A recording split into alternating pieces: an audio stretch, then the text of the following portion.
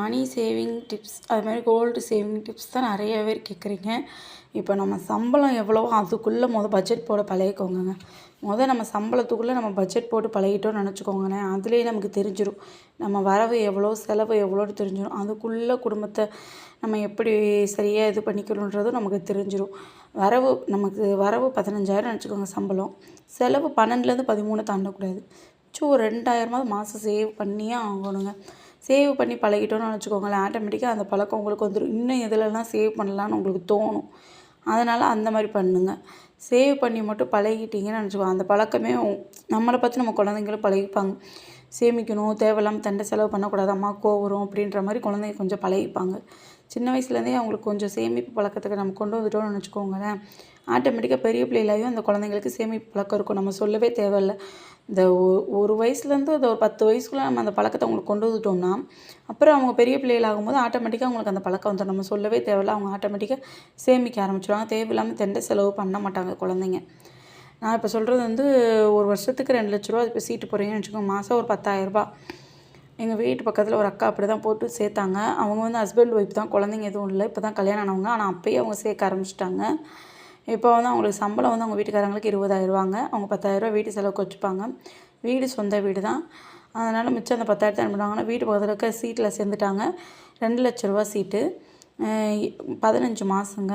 மாதம் 10,000 கணக்குப்படி அவங்க சேர்த்தாங்க.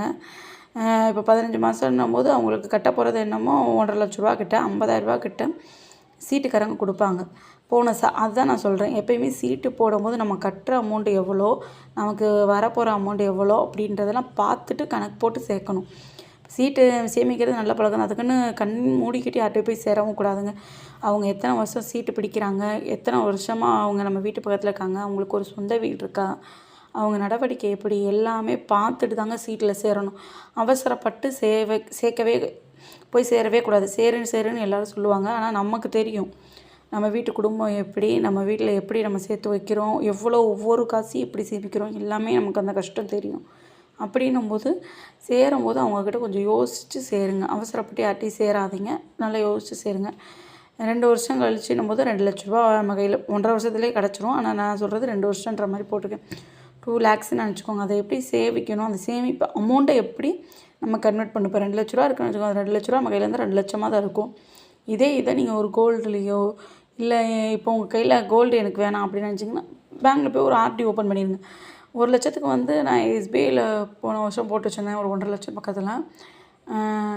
அந்த காசுக்கு எனக்கு 800 கொடுத்தாங்க இன்ட்ரெஸ்ட்டாக மாதம். அப்போது நீங்கள் 2 லட்சத்துக்கு கணக்கு பண்ணிக்கோங்க. கணக்கு பண்ணிவிட்டு அப்படி கூட போட்டுக்கலாம். இந்த காசும் நமக்கு அப்படியே சேவாக இருக்கும். மாதம் அதுக்கு ஒரு வட்டியும் கிடைக்கும். இல்லைன்னா இன்ட்ரெஸ்ட்டுக்கு கம்மியாக அதான் இந்த பேங்க் தான் போட்டிருக்கேன். இன்ட்ரெஸ்ட் கம்மியாக இருக்கேன்னு சொல்லிவிட்டு இந்த பக்கத்து வீட்டுக்காரங்க கேட்டாங்க அவசரத்துக்கு, நான் தண்டலுக்கு விட்டேன். இல்லைன்னா பக்கத்தில் ஒருத்தவங்க இது தண்டலுக்கு விட்டு நான் உங்களுக்கு இன்ட்ரெஸ்ட் வாங்கி தரேன்னு சொன்னாங்க, அதனால் அவங்கள்ட்ட கொடுத்தேன். அப்படிலாம் நம்பாதீங்க. பேங்காலேயே உங்களுக்கு 800 தான் கொடுக்க முடியும்னா, அவங்க தண்டலுக்கு விட்டு எப்படி உங்களுக்கு வாங்கி கொடுப்பாங்க?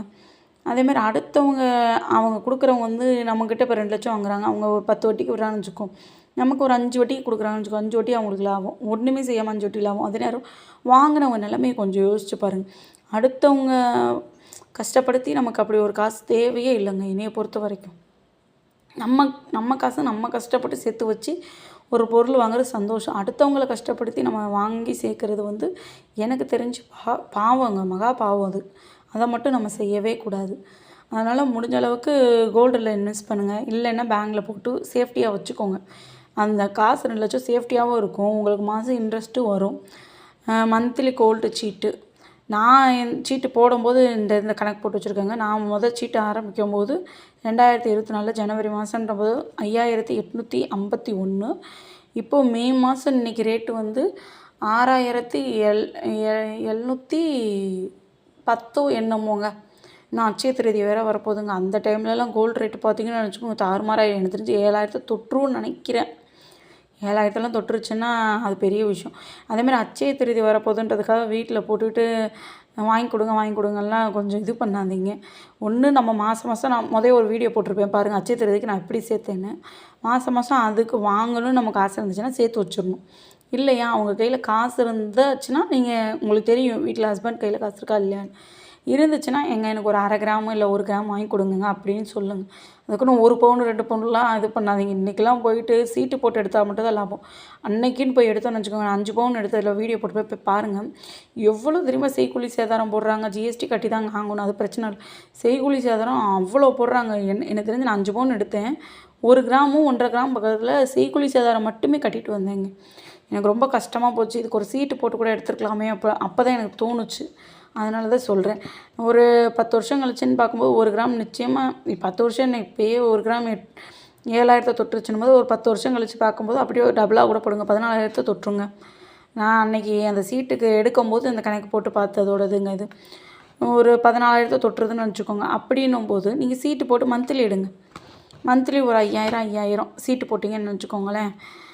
இன்றைக்கி எப்படியும் பார்த்தாலும் ஒரு 6 கிராம் அந்த பக்கம் முதல்லாம் 5,000 போட்டேன்னு நினச்சிக்கோங்களேன்.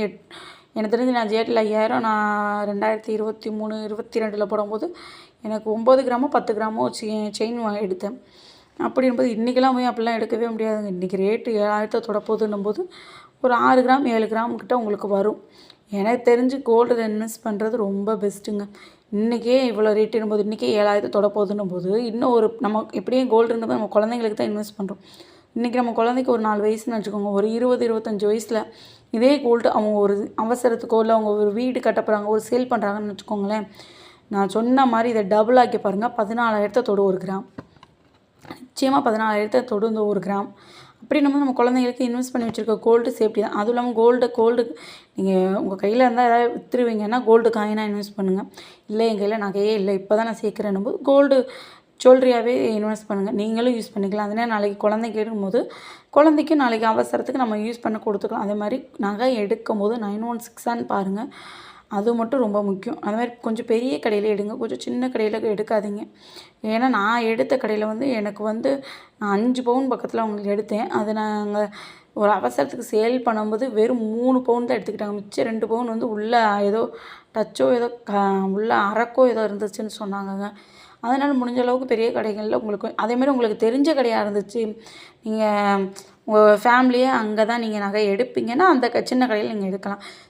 ஒருத்தவங்க அக்கம் பக்கத்தில் சொன்னாங்கன்னு சொல்லிட்டுலாம் போய் ஒரு சின்ன கடையில் நகை வாங்காதீங்க.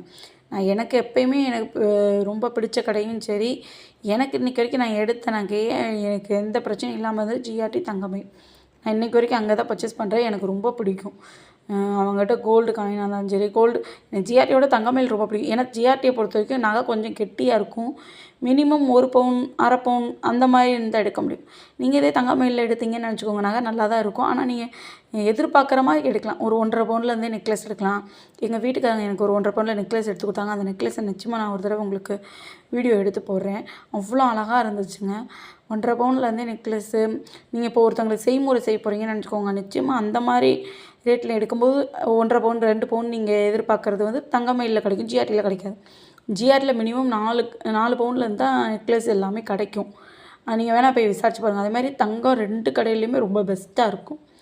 எனக்கு மதுரையில் தான் நான் போடுறேன். 2 கடையிலுமே எனக்கு பிடிச்ச டிசைன்ஸ் கிடைக்கும். இல்லைன்னா அவங்க சொல்லி வச்சோம்னா நிச்சயமாக 1 வாரத்துக்குள்ளே அவங்களே நம்ம நம்பரை வாங்கி வச்சுட்டு கூப்பிட்டு நகை வந்துருச்சு பாருங்கன்னு சொல்லுவாங்க. அந்தளவுக்கு எனக்கு அவங்களோட கஸ்டமர் இதுவும் ரொம்ப பிடிக்கும்.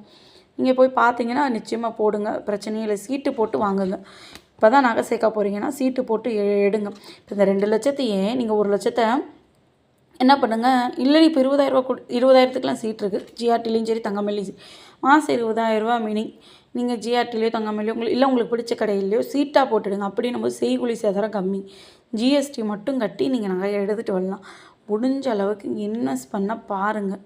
தேவையில்லாமல் தெண்ட செலவுக்கு முடிஞ்ச அளவுக்கு கொஞ்சம் தவறுங்க. இப்போ செலவு பண்ணுறதுக்கு நிறைய வழிகள் இருக்குது. இப்போ ஒரு ஆப் ஓப்பன் பண்ணணும்னு வச்சுக்கோங்களேன், ஆட்டோமேட்டிக்காக நமக்கு வேணுன்றதோட தேவையோட ஆசை தான் அதிகமாகி நிறைய பொருள் ஷாப்பிங் பண்ணுறோம். அப்படிலாம் கொஞ்சம் கம்மி பண்ணுங்கள். நம்ம குழந்தைங்க நாளைக்கு ஃப்யூச்சர் நல்லா இருக்கணும், நாளைக்கு நம்ம பட்ட கஷ்டம் நம்ம குழந்தைங்க படக்கூடாதுன்னா முடிஞ்ச அளவுக்கு சேமிக்க பாருங்கள். நாளைக்கு அவங்க வாழ்க்கை மட்டும் நல்லா இருக்க போகிறதில்ல, அவங்களோட சேர்ந்து நம்ம வாழ்க்கையும் நாளைக்கு நல்லா போகுது. இன்றைக்கி வயசில் நம்ம நல்லா செலவு பண்ணலாம், என்ஜாய் பண்ணலாம். நாளைக்கு வயசான காலத்தில் நம்ம உட்காந்து நிம்மதியாக இருக்கணும்னா இன்றைக்கி சேமிக்கணும். இன்றைக்கி சேமித்தா தான் நாளைக்கு வயசான காலத்தில் உட்காந்து நிம்மதியாக நம்மளாலே இருக்க முடியும். அதனால் சொல்கிறேங்க. அதனால் முடிஞ்ச அளவுக்கு சேமிக்க பாருங்கள். செலவுகளை வீட்டில் முடிஞ்ச அளவுக்கு கம்மி பண்ணுங்கள். அதேமாதிரி கடன் வாங்கவே வாங்காதீங்க. நம்ம வரவுக்குள்ளே செலவு பண்ணி சேர்த்து வைங்க. இல்லை நீங்கள் வரவுக்குள்ளே கூட செலவு பண்ணிட்டு போங்க. கடன் மட்டும் வாங்கவே வாங்காதீங்க. அது ஒரு பெரிய தப்பு. அது ஒரு மாதிரி அடிக்ட் ஆயிரும் உங்களுக்கு.